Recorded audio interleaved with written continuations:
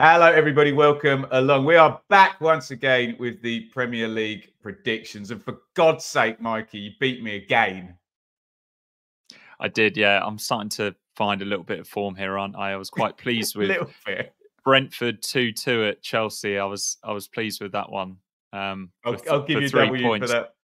for that one, mate. Let's be honest. You got the full 3 points for Man City 3, Man United 1. I had 3-0. That is clearly a 3-0 game with a worldie from Man United. And I had Sheffield United 0, Arsenal 5 after we both disagreed. No, 6, didn't I? And it went 5-0 really early in the game. So, but close is not good enough, is it? Yeah, a miss is as good as a mile, Ben. Exactly. So what I'm going to do, I'm really, really going to put the shout out, Mikey. We've got a lot of great commenters who put their predictions in underneath. Please beat this man. If I can't do it this week, get your predictions in. And if you beat Mikey, we'll get him to give you a shout out next week because he is on fire at the moment. Okay, so yeah, 11-5 to Mikey, 2 of them bob on. Actually, I did actually get Spurs 3, Palace 1 correct, but hey. Right, we are moving into round 28, Mikey, this coming weekend. And I'm going to throw to you immediately for Manchester United versus Everton. Yeah, Manchester United, it wasn't a surprise that they lost last week at Manchester City, really, was it? But that's 2 defeats in a row, which has left them 11 points off the top 4 now. Their chances of getting in there are looking pretty slim. They need the sort of run that they had post-World Cup last season where they just really picked up some momentum. Maybe Marcus Rashford finding the net and building a little bit of confidence. He might find something. They just need to start winning games consistently again if they're going to have any chance of getting into that top 4. But this Everton game, they've won 40 of their Premier League games against Everton, including their last 3. So for context, they've also beaten Aston Villa 40 times in the Premier League. They haven't beaten anyone else that many times. So it's a team that they like playing against. That's all at home, I believe. Everton. So I was fortunate enough to meet Jordan Pickford just yesterday. He's dropped that working in. We're going to stop there. We've actually got a picture of that. That's Mikey behind the camera there of the somewhat eccentric but very we're behind him certainly in Germany in the summer, aren't we? England, definitely. Seems a really, really nice bloke by all accounts and super, super confident. Just so confident in his own ability. And he is not worried at all about, well, he's a little bit worried, obviously, but he's not overly concerned by Everton's form at the moment. He thinks that the goals are eventually going to come because he faces these forwards in training and they don't have any problem scoring goals. I think Sean Dyche must be scratching his head. They played pretty well last week against West Ham, didn't they? But ended up losing 3-1, a couple of late counter-attacking goals. They've just been too wasteful. They create chances, but just underscoring their XG every game, Ben. Manchester United, just going back to them, they've only had 2 draws all season. They've lost 11 games, and they've only lost more than 11 games in 2 Premier League seasons. So a weird season for them. They seem to blow hot or cold. If they're drawing a game, they seem to be able to find a way to win it or lose it. But despite that, I'm doing a U here. I'm seeing that they've only drawn 2 games, and I'm going to go for a draw. I'm going for a 1-1 draw at Old Trafford for Manchester United against Everton. Yeah, I can't see Everton winning the game. That's the one result I would rule out here. Beans, you've backed the draw. I might. So you've gone by flipping the logic. I'll go with the logic then. And if I can't see an away win, I'd better back the home win. And let's assume, as you suggested, that Marcus Rashford's now going to perhaps go on a scoring run between now and the end of the season. Which again, I'll put my England hat on now and leave it on right through the summer. We could all do with. So you say Everton wasteful in front of goal, so I'll go for them to not score. I'm going to go Man United 2, Everton 0, and we'll do a proper match bingo plug in a bit. But you can play for free, FREE, Manchester United v Everton in the early kickoff on Saturday. More of that midway through the show. Bournemouth versus Sheffield United. They were ships passing in the night, in and out of the Championship, weren't they? Yeah, they were. Bournemouth finally stopped the rot last week, and now they're pretty much safe. It's been a really difficult start to 2024 for Andoni Iraola.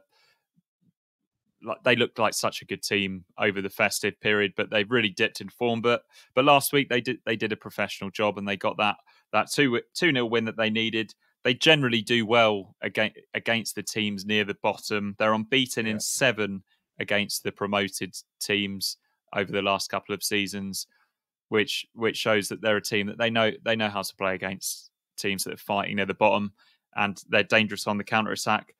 Senesi's missing for them. He got injured quite early on in the game at the weekend. He's going to be missing for a few weeks, I think. Sheffield United, unfortunately, just another night to forget for them against Arsenal, wasn't it? Miserable season, 72 goals conceded in 27 games. They're the first side since any records with that. Yeah. So that 72 goals conceded at this stage. It's the first side since Ipswich in 1963-64 to do that. Ben. I thought you were going to say 94-95. God. Yeah. I kept hearing Ipswich's name mentioned, and I assumed that it was going to be that awful team from the mid-90s, but no, it's a team from it must be the end of the Alf Ramsey era, or just after he left, I guess. They've only lost 1 of their 9 last visits to the Vitality Stadium, though, Sheffield United. So there is one little piece of hope for them. I think everybody remembers that Billy Sharp late goal a couple of seasons ago, or a few seasons ago, and the celebrations that followed there. They were great scenes, but I can't see there being too much to celebrate for the Blaze fans this weekend. I'm going for a Bournemouth 3-1 win. Yeah, my brain was going 3-0, and it doesn't please me to say it, but you know, when you see a team and you just think they are gone, and it almost feels like with Blades now at the moment that if there's any bit of adversity in a game, they're going to fold. Do you know what I mean? Just because of the psychology of football, and that's just not going to work in the Premier League at all, is it? So not great. So you've gone 3-1. I'm going to go 3-0, and worrying scenes up at Bramall Lane. Crystal Palace versus Luton.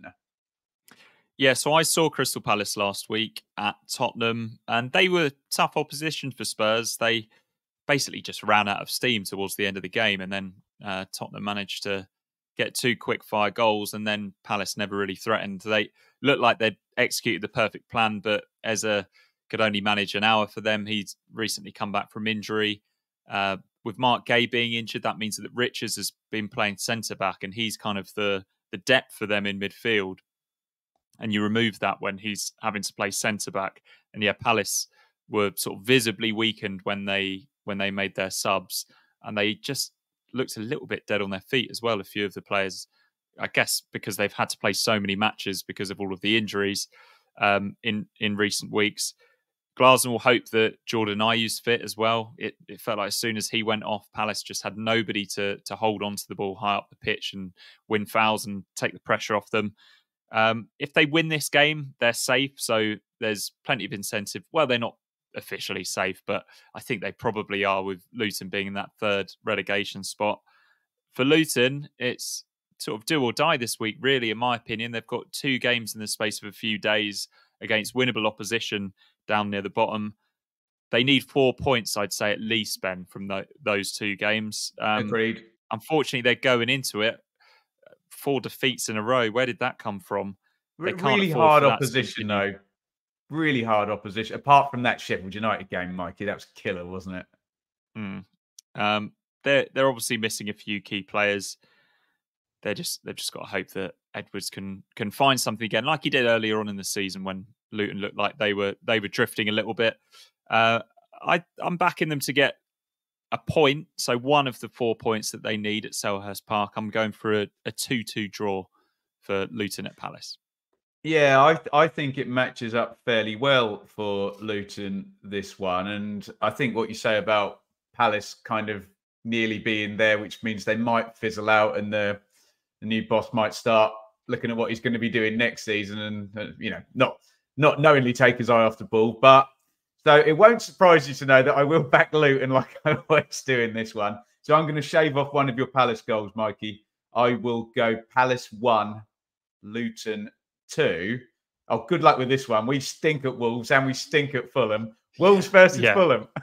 Yeah, and shock horror, we got both of their games wrong last week as well. Wolves were well beaten at Newcastle, despite my prediction. Hwang has joined Cunha on the treatment table, which leaves a lot of pressure on Pedro Neto at the attacking end of the pitch. So I think those three are pretty much responsible for they're responsible for most of Wolves' goals this season. I can say that safely without checking the facts.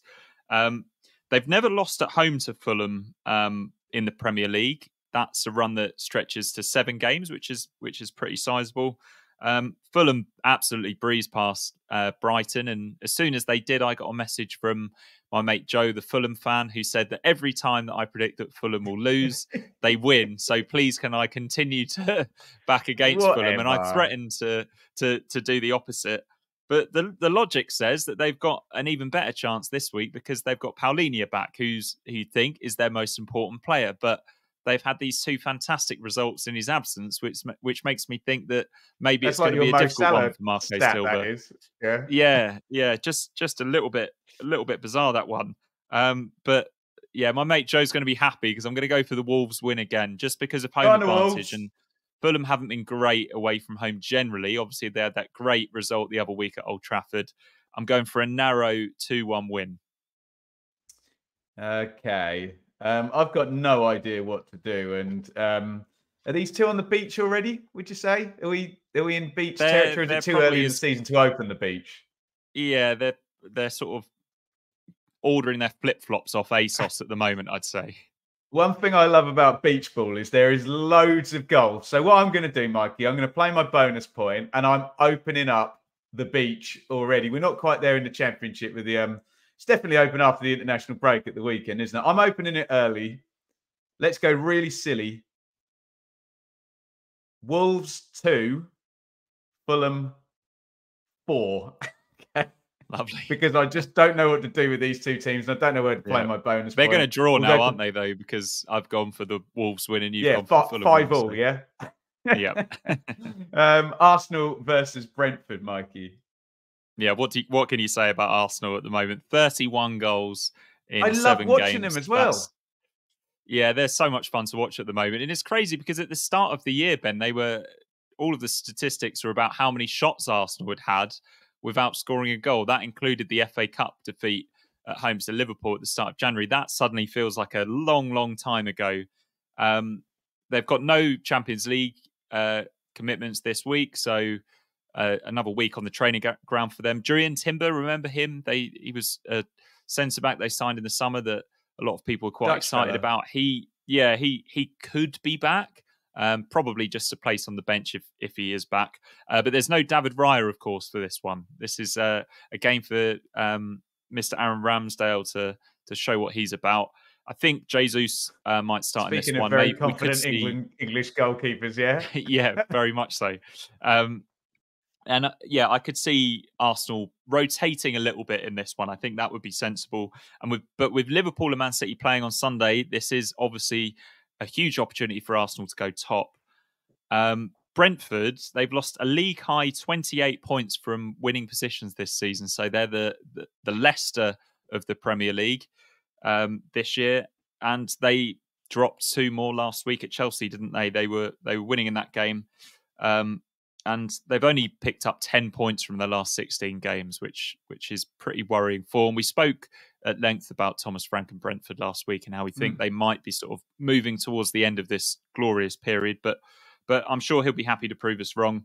So Brentford's last win at Arsenal came in April 1938, Ben. No, I can't name you the starting 11.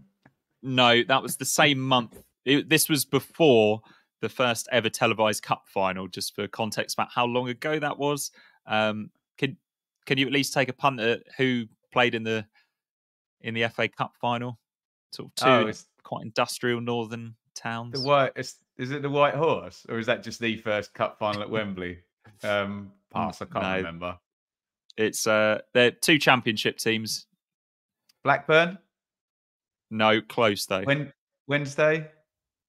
No, also close. So it's Preston against Huddersfield. 1-0 win for Preston. I would have been there in about 5 other guesses, but yes, let's bring it round. I'll bring it back to the present day. I just think Arsenal are just far too much for Brentford. Ivan Toney he'll be keen again, won't he? All eyes on him. He loves that. He'll back himself to score a goal here, but I don't think it'll be enough. Brentford have just been so unfortunate with the injuries in their back four, so I could see them conceding a few against this free-flowing Arsenal team. I'm going Arsenal 4, Brentford 1. Interesting. Because guess what score I had in my head, and it's very similar to yours. It's 4-0.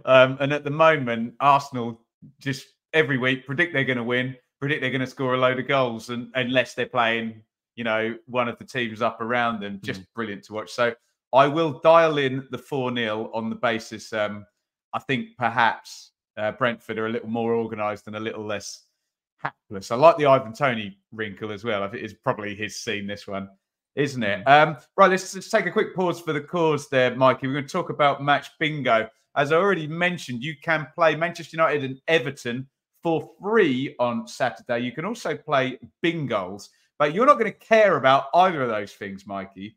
When I tell you that, what are my 2 games?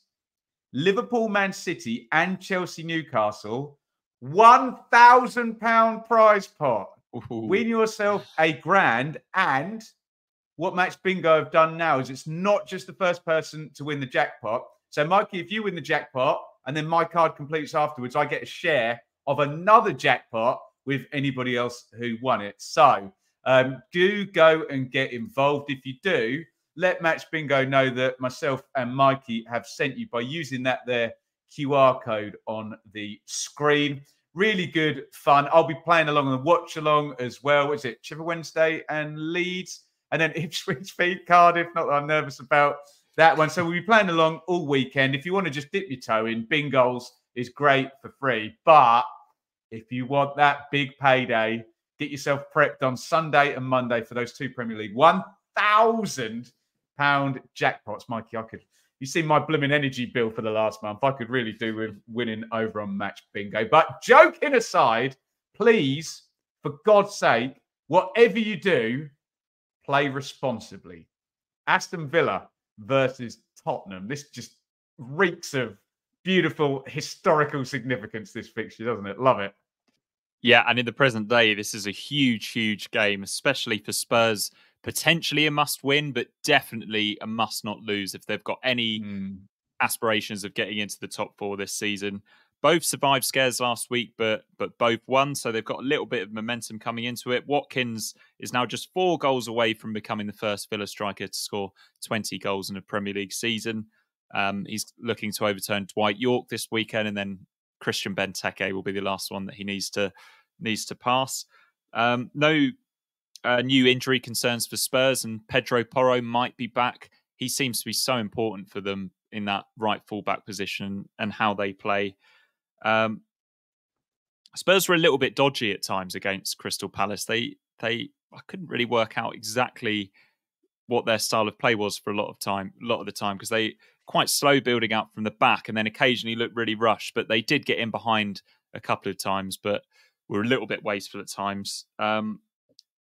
Son scores a goal every 52 minutes at Villa Park. He loves playing there. It's like David Nugent at Portman Road. Yeah, or Luis Suarez at Carrow Road. That's the other one. I think that's probably about the Alan third Shearer time I brought that one up. Everywhere. Alan Shearer everywhere, yeah. I don't know why I'm doing this, because it's not really based on an incredible amount, but I'm going with my gut here. I just feel like Tottenham are going to make things interesting in the top 4 race. I'm going for a 3-2 win for the Spurs. Wow. Is that for a bonus point? Yeah, I'll put my bonus point there. It would be worthy, that one. 3-2 Spurs. I was going to back Villa, Mikey, after you said Spurs looked a bit dodgy, and we know what Villa are like at home, and Watkins on fire, as you mentioned. So I always like to do the exact opposite of what you're doing, which hasn't served me well, but I'll continue doing it because the first sign of madness is doing the same thing and expecting different results. It does smack of goals, doesn't it? Let's go 3-1 to Villa. Aston Villa 3, Spurs 1. I'm regretting that one, but I've punched it in on my iPad, and we're going to move on to Brighton versus Forest, the Chris Hughton derby. Chris Hughton derby, yeah. Once again, I got my hands burnt by Brighton. They're another bogey team for me, aren't they? just so much rotation. And I know some of it is because of injuries and suspensions and so on, but De Zerbi just loves to tinker. He's the modern day Tinkerman, and I think that it's killing their momentum a little bit. They're struggling to back up good results with more positive ones. They've only had 3 clean sheets in 31 games at home as well. So, sorry, 3 clean sheets in their last 31 games overall. But they are 11 unbeaten at home. That's sort of been the bedrock for their season this time around. Forest was so unlucky last week against Liverpool, weren't they? And it's all about how you bounce back from that disappointment, because we've seen it in the past where teams it's galvanised them and they've gone, come on, let's do this. But there's been other times as well where things have gone against teams and then they've just sort of gone within themselves and everything else just piles on top of them. But I talk about their attacking for every week. I'm not going to do it this time. I'm just going to say that they are dangerous going forward, and I think they're going to get good opportunities at Brighton. I think this is a game that might suit them.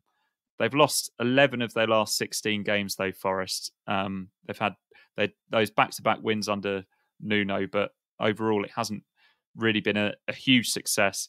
Completely different styles, these two managers as well. De Zerbi just loves possession. Nuno happy to try and control a game out of possession. I think they're going to cancel each other out, but I think there's going to be goals. So I'm going for another 2-2 draw. That was going to be my call, Mikey. I had Desmond down for all of the. And that would be that would be a really positive result for Forest in the context of everything going on as well, wouldn't it? I think they cancel each other out. So I think I'm gonna, and I'm not nil effing nil this one. I think I'm gonna have to go 1-1 then. I'm gonna have to go tactically because I am behind the draw, but I was all amped up to reveal my Desmond there. So I'm gonna go Brighton 1, Forest 1. West Ham United versus Burnley. Yeah, West Ham are back, Ben. Just incredible, isn't it? Another dramatic win at Everton, and they're now only 2 points off 6. When they've got Paquetá, Kudus and Bowen on the pitch, I think they kind of do look like a top 7 Premier League team. When they're missing 1 or 2 of them, then I think they're a lower mid-table club, and that's kind of how it's looked the last few weeks, definitely. They've already won and scored more this season than last season, Ben, which I found quite interesting because I thought they did pretty well last season, but it looks like they're eclipsing it stats-wise this time around. Yeah, Euro trophy that kind of plays with your memory a little bit, doesn't it? Yeah, perhaps it does. We've got to talk about Burnley, haven't we? It's difficult. They've conceded 3 or more goals in the last 4 away games. They lost all of them. They're surely just looking ahead to next season now. Only Everton have got a worse shot conversion rate than Burnley. So and Everton can kind of defend as well. They can, yeah, and as can West Ham. So I could see that this one being a clean sheet for the Hammers. I'm going for a 2-0 win. Yeah, just looking at the last few games, Mikey, they're so erratic. West Ham, okay, there's some difficult opponents, but lost 3-0, 6-0 and 2-0, and then scored 7. So they won 4-2 and 3-1 in the next 2 games. So I've got to go with that feast or famine pattern, haven't I? You went 2-0, Mikey, did you? Yeah. Let's pile in on poor old Vincent Kompany, who we like very much, and go 3-0 then. Add 1 on. Same outcome, more brutal. West Ham 3, Burnley 0. Right, here's the one you've all been waiting for. Maybe you've literally just clicked on the chapters at the bottom in YouTube and skipped straight to this one, but do go back and watch the excellently entertaining rest of the show. But Liverpool, Man City, Mikey, come on. It's the big one, isn't it? It's the biggest game of the season, and it's been the biggest game of the season for a number of the last few Premier League campaigns as well. possibly the last ever match between Pep and Klopp as well, depending on what happens in the cups. They've had a fantastic rivalry over the years, and Jurgen Klopp, to be fair to him, has given as good as he's got. Liverpool have only lost one of their last 20 games at home to Manchester City, which is incredible. And that was a 4-1 win for Manchester City, but that was when there was no fans in the stadium. And didn't the keeper have a complete nightmare? Yeah, he literally Alisson had a gave him bit a of a goal, didn't disaster. he? Yeah. He did, yeah. But a really good performance from a young Phil Foden, and he'll be hoping he can replicate that. You got to be so excited for England this show, I tell you. Yeah, hard not to be. It was last season. Man City were way better than Liverpool, but Liverpool still managed to get a 1-0 win. I was there that night. Mo Salah scored the only goal, and yeah, I finally got to experience what people are talking about with the Anfield atmosphere. It was so hostile, and just the way that all four corners of the ground just cheering every single tackle, just roaring every good pass or every bit of movement.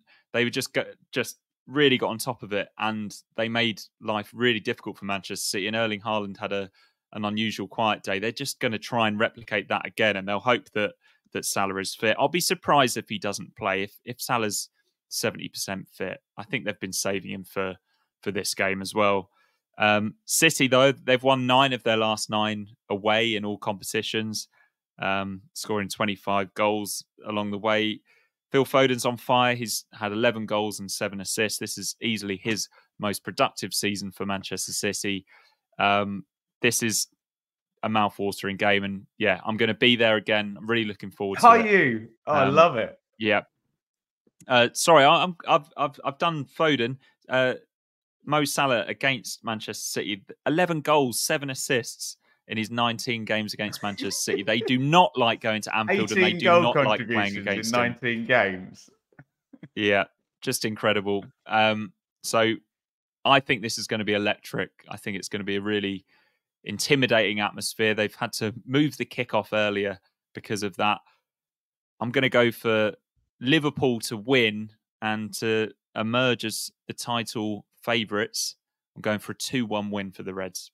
Oh, I love it. You've really whetted my appetite for this one. But I'm going to go for Arsenal to emerge as the title favourites here, because we got them to win. And I'm going to go for these two to draw, which I'm sure your boss over at Premier League would be rubbing his hands with for a brilliant, amazing title race like that. Because Liverpool obviously move a little bit further in front, going from top already.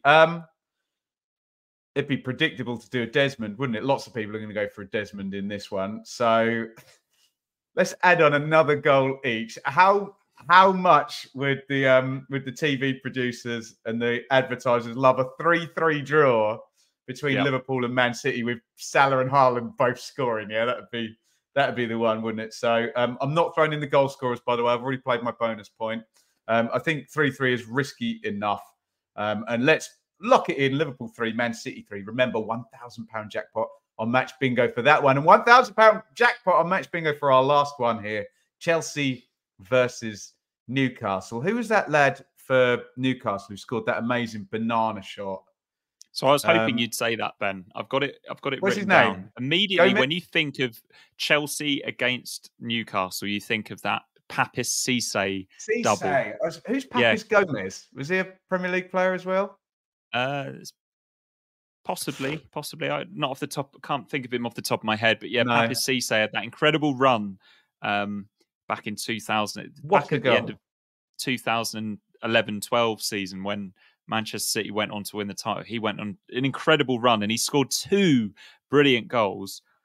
Incredibly, Newcastle won 2-0 that night. That was their only Premier League win at Stamford Bridge out of 28 matches they've played there. That was the only win, and that was way back in 2012, as I say. And they've had no double against Newcastle since the 1986-87 season when Paul Gascoigne was playing for Newcastle and Pat Nevin was playing for Chelsea, if you like your football mavericks. Both of these teams massively underachieving this season. Chelsea obviously more so than Newcastle. Newcastle can salvage a Europa League spot. They'll be looking at this as the type of game they need to get something if they're going to do that. Newcastle have now got a decent sort of front line. They've got Harvey Barnes back. Anthony Gordon's been on fire for most of the season, and they've got Alexander Isak, who's played the last 2 games as well. So they've definitely got firepower. I'm backing Newcastle to win here, and that's going to mount more pressure on Mauricio Pochettino. I'm going for Chelsea 1, Newcastle 2.